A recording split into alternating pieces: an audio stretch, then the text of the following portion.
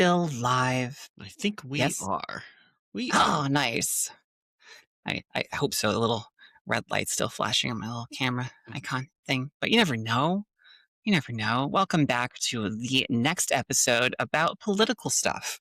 You're welcome, everyone. We know it's your favorite thing, but hey, you can't escape it right now. I'm so sorry. I'm sorry. On behalf of all the shit going on, I'm so sorry. It's traumatizing consistently. Just a I wee bit. am here. Go ahead. So just a wee bit. Just a wee bit traumatizing. Oh, just a wee bit. I'm once again your co-host and executive producer, Riv, and we've got two other people here with me still as co-hosts today. Jess. It's Jess. Hello. Say hi, Jess. Hello. Hi, everyone. Welcome back for another heavy political episode. Yay. Nice. Can't help it this week. Perfect. Stuck the And- landing, Jess. Also joined by Eve. Me? What's going on? More politics.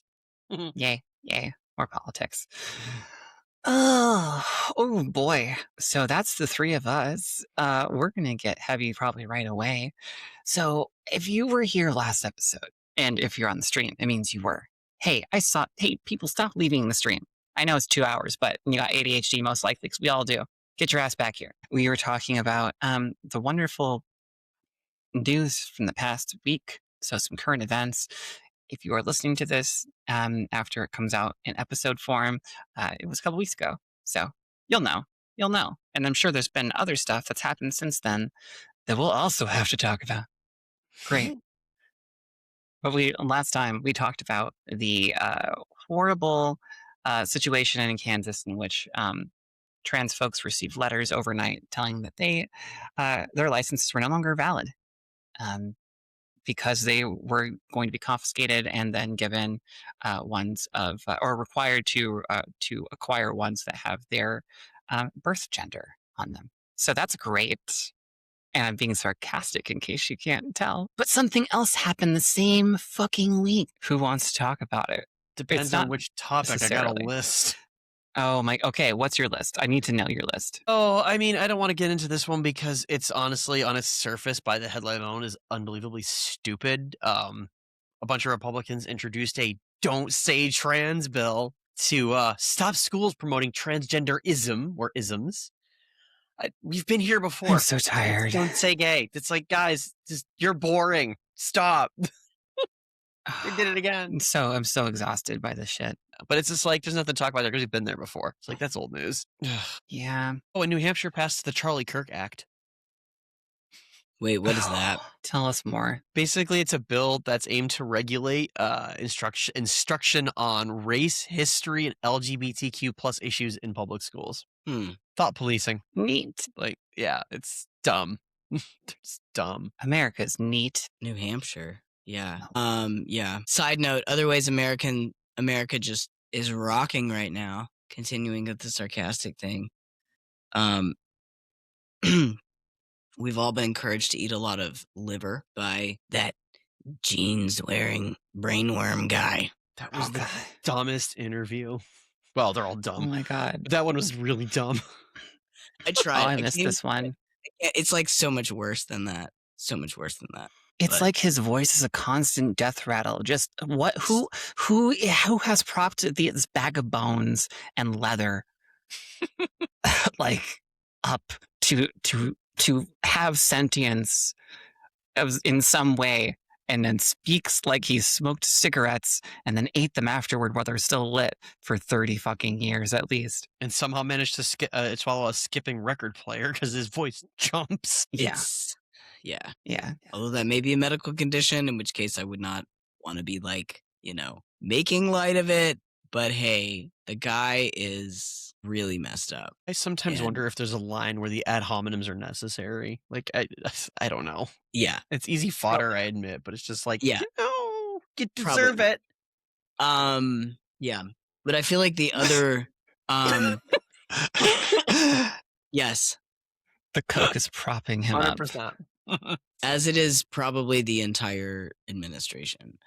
Yeah, probably. Yes.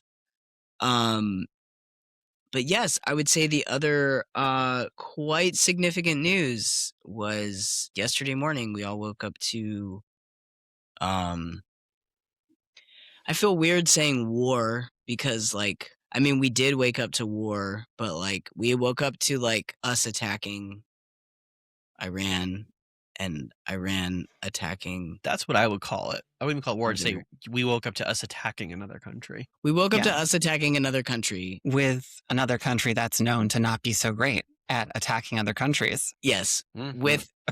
with Israel, and also also there was just a lot of chaos yesterday, and a lot of additional.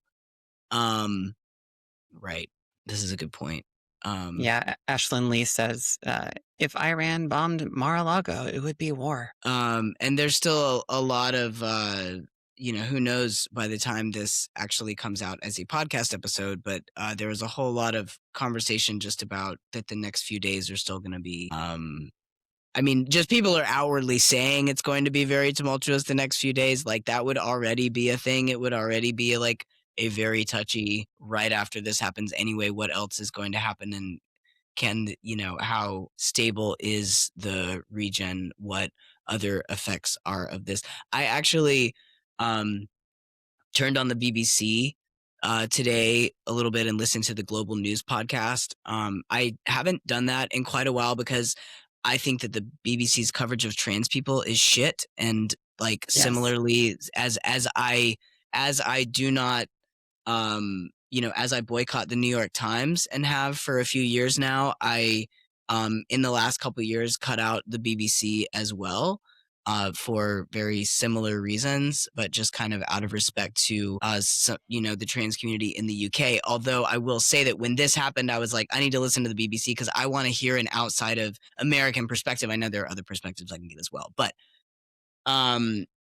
there was a legal expert on the Global News podcast today who was talking about, and this is actually someone who is a professor, and this person is from Iraq and actually had the position. He said that he was in the minority, that he actually held the position that because of some UN security resolution that happened before the Iraq war happened, he actually thought that we actually had a little bit of legal legitimacy going to the Iraq war, which he acknowledged most people thought that we did not have that. But he said that no matter how you slice it, like no matter what, this is another very clearly not legal thing. I'm saying another, like in the way of, we were talking about the last episode how the Kansas stuff was very clearly unconstitutional. This is very clearly also against the Constitution, the way that our government is supposed to work. It is another very egregious violation of our rule of law as a country, even above and beyond what I think the person's point was also like, this is way above and beyond even what GW did, Yeah. going into Iraq. Yeah. There's a quote I just have up here from, I guess, so speaking BBC, recent quote from Trump saying, there will be likely be more U.S. casualties during operations in Iran as military activity in the region will continue until all objectives with bunny quotes around that are achieved. What the fuck does that mean? Probably oil. Oil.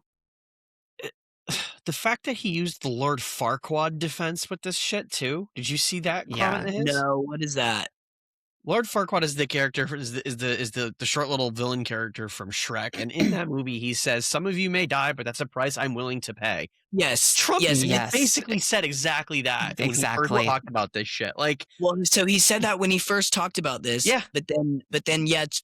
To Riv's point, like I was looking up, just kind of trying to get updated, like right before we went live, and I saw so I Googled latest U.S. war Iran, okay? And I get a list of headlines. One of the first headline, Trump says U.S. casualties could happen again in U.S. war with Iran, to Riv's point, okay?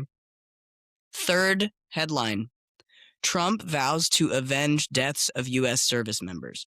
Okay, so wait a minute. I know that this is up, but wait a minute. Like, so we know some people are going to die, and then they did. and now we're going to avenge their deaths just to keep everybody ready. Some more people are going to die. Some more Americans, like some more American soldiers are going to die. Because of course, what is guaranteed is that there will be, as always, a far fucking greater loss of life for the military and very much civilians of whatever countries we are bombing and attacking. Yeah. I saw an article today that 2 or 3 U.S. soldiers already died in these actions. Yeah, I think 3. I believe I heard 3. At the same time, I mean, the casualties of civilians, like it was like an elementary school. It was like they bombed like an elementary school. Two, like 80 kids. Yeah. And I'm sure they're not going to stop. So already war crimes happening, right? I do want to just take a second here. And Ashlyn Lee said something here that I'm going to put you on the spot. I'm not calling you out, but it is something I want to talk about. So thank you for bringing it up. Ashlyn Lee in chat says all to hide from the Epstein files. Now, I have been seeing this pop up a lot, especially on my timeline on social media. And I know it's it does feel that way. It does feel that way. I think what we're seeing is that in this particular case, that they are seeing that they're not being held accountable for the Epstein files anyway, and they're already hiding them on their own. So I just think it's a case of we can actually have someone who is cruel doing multiple cruel things at the same time. I don't necessarily think that this is intended to be a distraction. I think this was part of a plan all along for other motives, motivated by something else. But I think that we keep getting in this mindset constantly of this is a distraction. This is a distraction. I think they're all not necessarily distraction. I think they're all just awful. I think they're just doing everything because they can, and they're trying to see what they can get away with, which apparently right now is everything. Because they're not being held accountable. So I'm not discounting what you're saying. I think that it definitely, whether intentionally or not, Ashlyn Lee, I think it is definitely a distraction because the media is distracted, which is already in the government's pocket anyway, right? Media is distracted. Independent media is distracted. Whether that's intentional or not, I would argue it's probably not intentional, but it is happening. So I agree with you there. But I just, there's so much capacity for evil right now in this current regime, and it just keeps happening. And there's not really, I think, an end to this deep well of cruelty that they have. I think part of it too is it's not just Epstein. You go back with Iran specifically, especially with Trump. I mean, he's been saying that Iran is 2 weeks away from having nukes. That's been an excuse that this country has used since before 1992. That has been a long-running narrative. Trump has said that before. But there's a couple things that I haven't seen talk a lot about. Obama made a deal, had a nuclear disarmament agreement with Iran during his administration that they wouldn't be developing nuclear weapons. That included all the oversights and all the stuff that goes into it. Trump in his first term shredded that deal. That's gone. He shredded that agreement, which allowed them, if they so chose, to rearm. My understanding was that Iran did not. They actually continued to hold to the agreement, even though the agreement was shredded. No one's talking about what happened last year. What did the U.S. do to Iran last year? We bombed Iranian nuclear development sites. We apparently stopped them from having nukes last year, and it was a big success. That's what the orange, the Mandarin Mussolini told us all. He already saved the day last year. But wait, now all of a sudden we're 2 weeks away from having nukes again? Wait, how does that work? It's a cycled narrative. They're playing the same thing. And if you really want to have fun with it, one of the videos that's getting circulated online right now is a video from Trump back in 2011 saying that Obama's a weak president. He's got bad polls. And any day now, he's going to start a war with Iran to cover it up. Because facts don't matter to them. Not at all. All that matters is that they control the narrative. They control the reality of their base, and they rely on the base to enforce their own egotistical and ignorant and backwards rules. And they're propped up by the base, and the base continues to invest in this, God, I'm forgetting the word. What's that one fallacy where you keep investing and you can't stop investing because you're already, it's shitty, but you can't stop because you already got this far.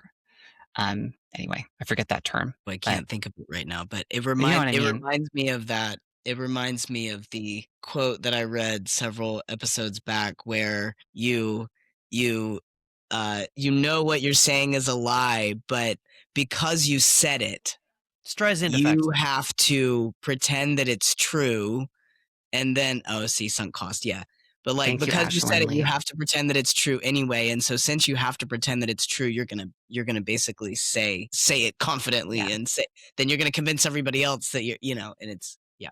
There's also Yeah. the So Streisand sunk effect cost too. fallacy. Yeah, there's Yes. also the Streisand effect that's going on, which is where you attempt to hide or remove and change information, but you unintentionally increase interest in it. They do that a lot too. Yes, yes. They make a lot of mistakes, but it is true that that it's just so much. And I do think that that's just very much like it's just a feature. It's just part of it is just It's not a bug, um it's a feature. the barrage. Yeah. Saturday morning after like the news that the attacks on Iran had started, um Andrea Pitzer posted and Andrea Pitzer is another podcaster but also an author for a book called I think it's like One Long Night or something. It's a history of concentration camps. All of her work is about concentration camps and her podcast is about concentration camps generally and historical stuff.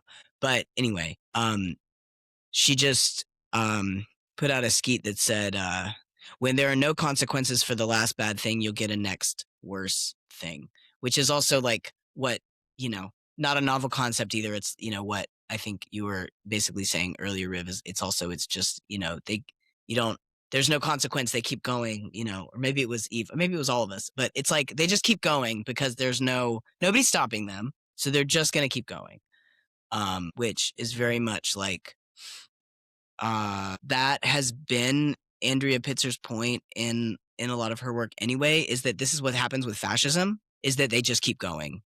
Like, they just keep going with more and more power until they are stopped or they have complete domination. Right. Well, because fascists are often narcissists, where if you don't set a boundary ahead of time, or you don't set a boundary after the first time or the second time, they're going to keep going until there are no boundaries left. And then they're completely in control of you. So, fascism, not saying that narcissists aren't all narcissists are fascists, because that is an actual disorder that you can seek help for. But in terms of the actual, like, people being a fascist, it usually has an aspect of narcissism in there to get to that point. And probably a lot of other stuff too, but we just see it very frequently. Make boundaries, set boundaries, hold them. We have not held them as a country, and look at where the fuck we are now. And it just goes to show you too how fragile our democracy ultimately was. Yeah. We all trust as a social agreement in the rule of law, the court system that's in place. And then here comes along this administration. They're told by the court, you can't do this thing. It's illegal because reasons. And then they go, nah, I'm good. And there's no enforcement because the judicial branch has no enforcement power. The executive has that power. Oh, that's fun. Yeah. And it is also like with the kind of point of us just really not holding people accountable, it is also like circling back to the Epstein files. Like, that's what all of that was about. And that is certainly not, none of that stuff happened recently, like the trafficking of those people and like the certainly like all of those activities, that's not that just happened. That's old accountability, that's stuff that people haven't been held accountable for a long time already. So it's just a very shitty part of our culture that's very much coming, I feel like kind of coming to the front on all levels. Here. Yep. If it's one thing the US is good at, it's bombing for oil and resources of other varieties. Back to the kind of the news about, oh, my mouse is dying. Oh no, I can't click on things. Hold on. Oh, this is bad. Do I have batteries to support this somewhere? Okay, some quick key points. Just going off NBC here because that was the first thing I could find. What to know about the news, if you're catching up, the supreme leader is dead. So the supreme leader of Iran is actually dead after the U.S. and Israel launched a pre-dawn assault on the country. It was a major joint attack, which, by the way, I believe was actually illegal because Congress did not approve it. But then again, there's precedent for all that stuff for any president, unfortunately. So there's not really a lot for them to, I think, discuss aside from it being just fucking evil and targeting civilian structures, which we've had a history of doing still, even before Trump, unfortunately. But it's just getting worse. Death toll. The Iranian Red Crescent said more than 200 people have been killed and roughly 700 others have been injured. And of course, there was retaliation from Iran, so they responded by firing missiles at Israel as well as at U.S. bases across the region. I mean, that makes sense. I don't know why we wouldn't expect that to happen. Yeah, so across the region in United Arab Emirates, Qatar, Kuwait, Bahrain, and Jordan. And I'm sure it's going to keep happening because we're going to keep going and they're going to keep going. So those are the key points in case you missed it. They did not mention there that one of the, or two of the targets were elementary schools. And specifically, I think at least one of them was a girls' elementary school, like all girls. So yeah, absolutely fucked up. My understanding of that Absolutely last fucked up. one, it's not 100% clear if that was the target or if it was an adjacent target and that was collateral, but it doesn't justify it regardless. It's still absolutely tragic and unfortunate. Yeah. But I just want to put that in perspective. I know we're going to keep hearing the news about the losses of life of three folks from the U.S. of servicemen, service people. Plus the other but ones to put in perspective, the that 700 haven't happened yet. injured and 200. Plus the ones that we are expecting to happen. Yes, the ones, however many that's going to be, you know, just whatever is needed, y'all, apparently. Yeah. Go forth and die for me. Yeah. So that's great. That's great. Yeah, it's terrible. It's I mean, I understand it, why America and sometimes Americans are despised around the world. It sucks to be a citizen, a resident, at this time both, at the moment, of an imperialistic state, that you have no you know, control over, like, what they do. I came across something that was from a graphic novelist, an Iranian graphic novelist that I'll read. Her name is, and I'm just reading this, I haven't heard it pronounced, so I hope I can pronounce it correctly, but her name is Marjane Setrapi. Anyway, the quote is, "The world is not divided between East and West. You are American, I am Iranian. We don't know each other, but we talk and we understand each other perfectly. The difference between you and your government is much bigger between the difference between you and me. And the difference between me and my government is much bigger than the difference between me and you. And our governments are very much the same." That's fair. I don't know how old how recent that quote is. Because, you know, this isn't new. Part of me wonders too, at what point, and this goes down a dark road of thought, mind you, but part of me wonders at what point is the world going to actually start holding America accountable for what we do? Yeah. Right. Just the most recent too, Iran, Venezuela. There's going to be a point where there will be some kind of, I would say, recompense. I mean, we all know the reason why they tend to be slow with this stuff. The threat of nuclear war is probably the most, if not the singular reason why, and why diplomacy is always tried. But it's going to come to a point where it's going to get dirty, and we're going to have to be held to account for this. And that's going to be a scary day. Yeah. I mean, if we aren't able to keep this fascist in check, eventually the rest of the world's going to have to, or they will put their foot down, and that will not be a fun day. But I don't know what else is going to happen. I keep hearing him talking about, a third term and shit like that. And it's just like, we gotta not do this anymore, y'all. We're finally getting to the point where we're seeing like, oh, hey, yeah, we see that evidence that Elon Musk tampered with George's voting machines. Yeah, no fucking shit. How long we've been saying that for? Like they've been Yeah. announcing it. They've been saying it out loud triumphantly. They're not trying hard to hide it, right? Like, so why are we not taking action, or why is it so bureaucratically slow? And I think the reason is because we are being taken advantage of. The bureaucracy of America and of um, states within America, and even at the local level, that was designed to make things move slowly, so that decisions were not made rapidly and in a way that would go without having critical thinking involved, right, of elected officials. That slowness is being taken advantage of by fascists because they know that's the system. So they are moving quickly to avoid. If there are so many things to be held accountable for, where do you start the accountability? Yeah. While you're waiting for them to hold you accountable for the first thing, second thing, third thing, 45th thing, 46th thing. Just the deluge of stuff. Yep. Yeah. Yeah. Of shit. So the system we have right now is being taken advantage of on purpose because it does move slowly. And I know we keep saying, like, Congress, do your jobs. We have a super minority, and it's built on purpose to move slowly, and it is outdated. So Yeah. Yep. don't know where to go from there, what the answer is, but I feel like that's a big part of why we're in this pickle of why are we not taking action? And I know we keep talking about like being gracious in politics and having decorum and stuff. And even beyond that, like we need to stop being so bureaucratic and figure out how we can use their own tactics against them. Because they're being radical conservatives that are creating this very turbulent atmosphere for trans people, people of color, women, intersex people, like any minority you can think of right now.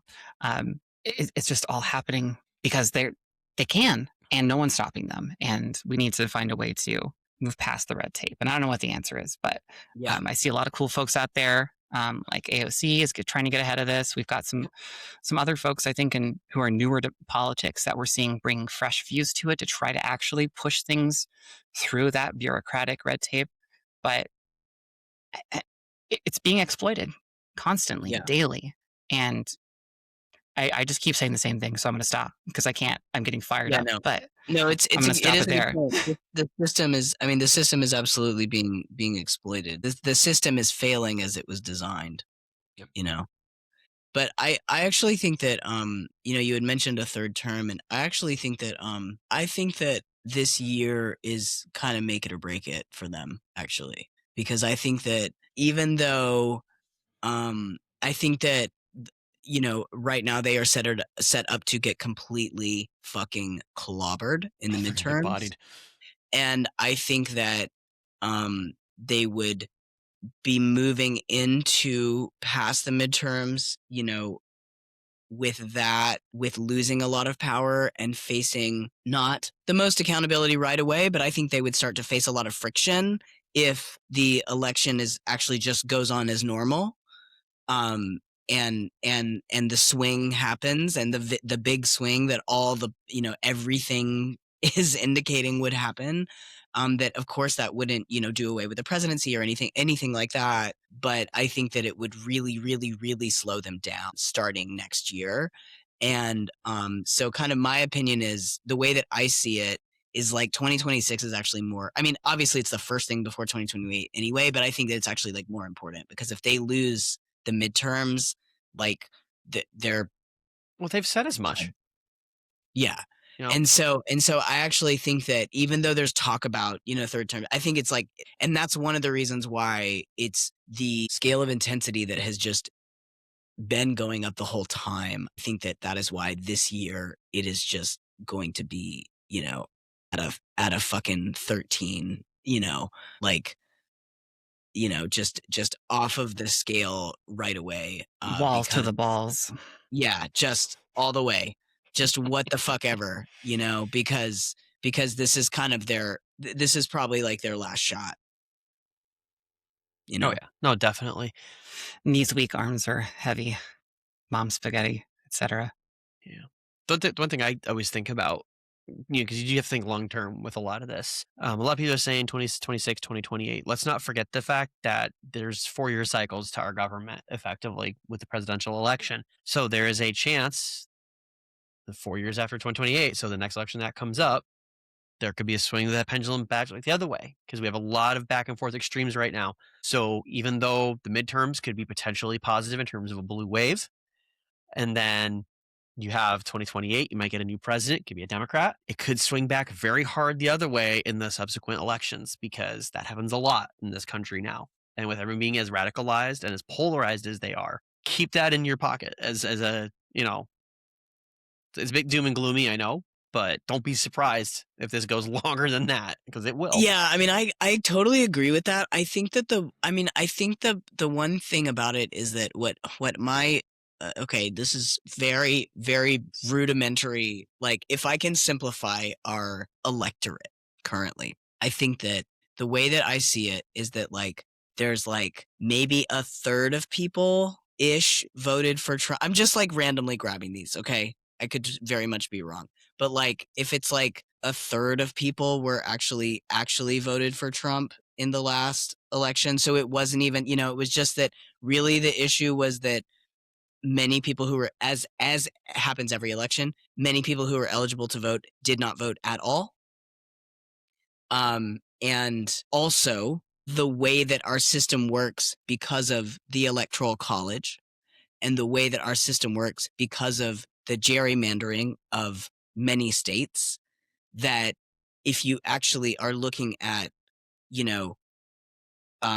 statistically by our population, that we're not polarized in the way of like, it's not like 50-50, it's not like 50% mega fascists, 50%, democracy, liberal side, right? It's not like 50% right, 50% left. That's not how it is, like, actually, in that way. There is like this very extreme fascist, there are people who are actually supportive of the authoritarian leanings of the government, but those are still a smaller number of people. So I think part of the question long term is, and this is part of the question long term that we've had for a long time, and I absolutely don't know the answer to this, but this kind of goes back to one thing that, River, you were saying before, is it's more about like, how do we fix this other shit of like, to actually have us represented more appropriately, to actually have like not a two-party system, and to not have gerrymandering, and to not have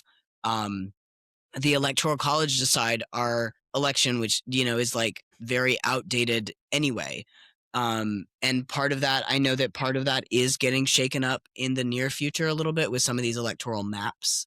And some of the like, they keep trying to like, the Republicans are rewriting the maps to try to get more power, but then at some point they're going to end up shooting themselves in the foot, pardon the phrase, by, doing that because they may just be, they've lost so many people anyway. Like actually they've lost so many people of the population. So at some point they're going to keep trying to redraw the maps and they're going to fuck it up and they're still going to lose even though they redraw the maps, or the Democrats will actually be able to use the same, like you use this loophole to redraw the maps, or you use this ordinance to read, this bill or whatever. So we're going to do the same thing, like is happening in California, but just kind of that, I feel like that is like actually the bigger story outside of like Trump and like all of that attention and shit. Like that's the other bigger story that's happening in our politics is that power dynamic. They're actually seeing that kind of already. I know down in Texas where they did successfully gerrymander the crap out of that state, within like a week, there were news reports popping up showing that, yeah, but if the Democrats flip you, you can't come back because you just completely lost it 100%. And if those democratic policies that end up getting enacted prove to be beneficial, you cooked yourself. And a lot of them are like, oh, oops. It's a very short-sighted tactic. So where I totally agree. So where I totally agree with you about, the pendulum swinging, I also think that if we are able to find ways to change the system, I think we may be able to have that pendulum swing look, I don't know, different. It's going to take time. It's going to take a long time. But yeah, America's just had a real accountability problem, pretty much the whole time we've been a country. So there's that. We're just continuing. We're just doing America. We're just doing classic America. Oh, just America doing American things. It's just America doing America. Americans will be America will be America. We can't hold them accountable for things that we expect them to do now, can we? No. That's right. It's got that oh you kind of vibe to it. You. Silly Americans. Or it's like when you, like in the workplace, there's a person that's like, oh, everyone, oh yeah, she's like rude to everyone, but that's just who she is. And we just put up with it. What? Yeah. I'm sorry. What? No. Yep. That's just how she is. Oh, She doesn't actually Well, mean it that way. right. You're just taking offense to it. Why are you always mad at Anyway, everything? you're always mad at everything. God, why? God, you're trans. You're offended at everything. God, I had that happen at work the other day. It's kind of funny. tell us more. Tell us more. Oh, it was just classic. And I think I'm getting known for picking on the boomer generation on my socials. I have a lot of issues with boomers. And just one of the guys at work made a really stupid comment, like, "Why are you always fired up by this and that?" And then I got into this long diatribe of a lot of the crap we deal with and states' rights and all this stuff. And he's like, "Okay," and then he just walks away because he didn't know what to say about it. But that's the thing. That happened to my People boss don't the first critically time. think. Yep. Well, it is that time of our second episode in the 1 and 2 series of what are we going to do for self-care after this heavy episode, aka this heavisode, which a term that I coined last time. The Eve, heavisode of what are you doing? heavisodes. What's that? The Jeff? heavisode. The heavisode of heavisodes. Hopefully the next episode is going to be a lighter one. But as for this coming week, self-care, I got to find time for that because this coming week is going to be I'm doing taxes for myself and a couple of other people's. The week's going to be annoyingly heavy in a way that I must do it. Getting the nails done, that's always a big plus. A little bit of self-care there. Beyond that, I don't know. I never know what I'm doing for self-care. It just kind of happens when it happens. That's fair. We will see. Yeah. I got some stuff What coming about up in tonight? March that'll be fun. Tonight? Oh, I'm just grabbing ice cream and I'm just going to sit there and eat it and watch early 2000s TV. There it is. There's the answer I wanted. Probably watch some Stargate SG-1 or something. Some fun Yes. sci-fi. Or one of Some its fun spin-offs. sci-fi. So. Yes.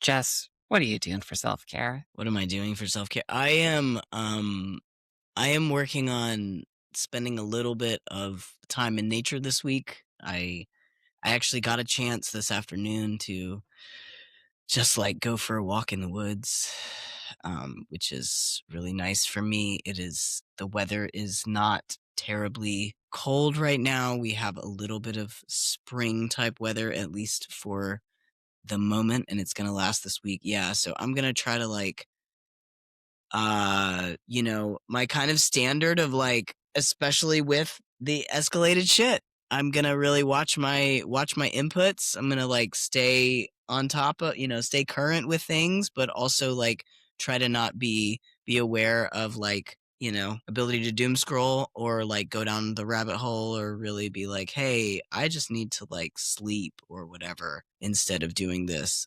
But also, just being positive about I'm going to stop paying attention to the news for a couple hours and go walk in the woods. So I am actually going to do a little bit more of that tomorrow, which is going to be great before I get into my work week. That's going to be a big thing. And I think that tonight, I have another thing to share. So like acquaintance of mine who's also a trans dude recently watched Tinker Tailor Soldier Spy, like the BBC, like the 7-part series. And I feel like maybe I've seen parts of it. Anyway, I'm like, I like kind of needed something to watch. And I was like, this sounds really cool. And also like, I love watching, not super current TV too. Like, I think that's really fun. So I think that is my other goal for this week is I'm going to watch that.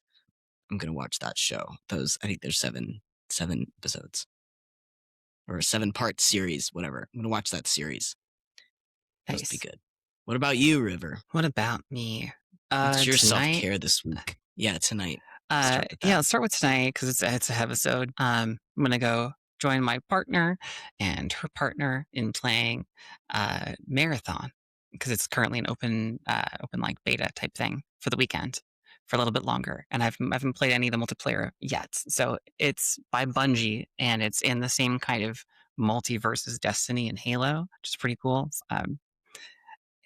I really hope they end up having a single player or like PvE option, but right now it's just PvP. It's really cool. If you like the style of like kind of retro future slash like 90s color palette of the idea of like what robots in the future would be like, it's kind of similar to that, but with a fun spin on it. So the aesthetics are great. The gameplay is great if you like Destiny, but I haven't had time to play a lot of games just because I'm busy with so much stuff. So I'm going to do that tonight. And then the rest of the week, my day job has been really stressful. So the rest of the week is going to be me just trying to gently pace myself through what I perceive to be a very stressful week upcoming, starting tomorrow. So don't worry, I'm working on trying to just make this be my primary stuff I do, my content creation, but it's taken some time. And we'll see what happens, because I would love to just do this shit full time. It would be great. And lots of weed. Yeah, I know I say it every time. Yeah. It's true. It's important. It's important. It's a great painkiller when you've got chronic pain like I do. And I just kind of need it to be functional. Yeah, at this point, just very happy it's legalized in Washington and affordable-ish. Yeah. Well, I think we did it. I think we did an episode. That was a We did a fast stream. one too. Yeah. It did. It felt fast. We had a lot to talk about. And a lot to talk about. And Eve, you had so many great like points ready to go from all the articles and stuff you've been reading. So thank you for doing homework. Yeah, no problem. Yes. It's not going to be a habit. Don't expect this. Oh, no. Expectations have been raised for new co-hosts. Great. What have I done?